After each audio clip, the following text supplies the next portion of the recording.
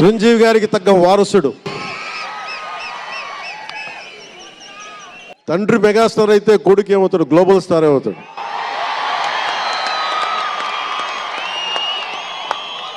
చిరంజీవి గారిని ఎందుకు అంటే ఎక్కడ గుర్తు పెట్టుకోవాలంటే, అంటే నాకు మా అన్నయ్య అంటే ఎందుకు గౌరవం, మొన్న కూడా ఇంట్లో అప్పుడప్పుడు చెప్తా ఉంటాం. ఆయన ఒక మొగల్తూరు నుంచి వచ్చిన వ్యక్తి, ఎవరు ఆధారం లేరు. మీరు ఇంతమంది లక్షల మంది ఇక్కడ ఉన్నారు, జనం ప్రజలందరూ ఉన్నారు. మనకు ఎవరో ఒకరు ఉండాలి అని అనుకోకట్లా, మీకు మీరే ధైర్యం. మీరు అనుకుంటే మీరు సాధిస్తారు.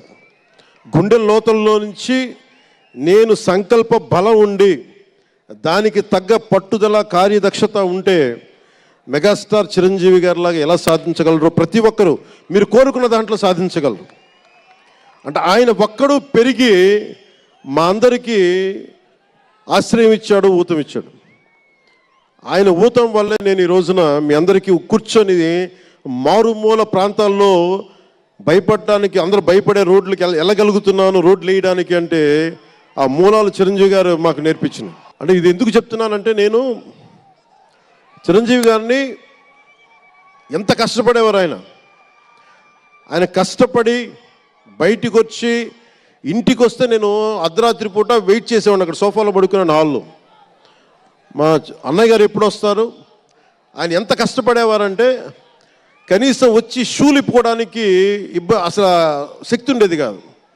అలిసి సొలిసి ఒళ్ళు కుమిలిపోయి, అంటే ఏమంటుందని అసలు కందిపోయి దెబ్బలు తిని, ఎందుకంటే అప్పుడు సేఫ్టీ మెకానిజం లేదు. మన గుండా షూటింగ్ టైంలో మన ఏదో అనకాపల్లి వెళ్తుంటే ఇక్కడే చిరంజీవి గారు చేశారని ఎవరు ఆయన సన్నిహితులు చెప్తా ఉంటే, ఆ పడిపోయి ట్రైన్ కింద యాక్సిడెంట్లో కాలు ఫ్రాక్చర్ అయ్యి, అలాంటి ఒక సేఫ్టీ లేని పరిస్థితులు ఆయన చేస్తూ ఇంటికి వచ్చేటప్పటికి మాకు చేయగలిగేది ఏంటంటే, మాకు గిల్టీగా ఉండేది.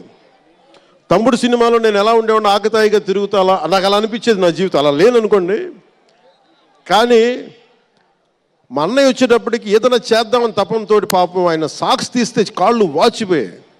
ఆ షూ కూడా వచ్చేది కాదు, చెమటతో తడిచిపోయేది. ఆయన షూలు తీసి ఆయన పాదాలు తుడిచి అది చేస్తే మాకు ఒక చిన్నపాటి ఉపశాంతి మాకు లభించేది. ఎందుకంటే ఇంత కష్టపడుతున్నాడు ఇంతమంది కోసం అనేది. అంటే అలాంటి కష్టాన్ని చూసి పెరిగాడు రామ్ చరణ్. అందుకే ఎందుకు ఆయన గురించి చెప్తున్నానంటే, మేము ఎప్పుడూ దీన్ని అహంకారంగా తీసుకోలేం. మెగా అభిమానులు ఇలాంటి పదాలు మేము ఎందుకు మాట్లాడమంటే, ఇక్కడ అందరి హీరోల అభిమానులు ఉన్నారు.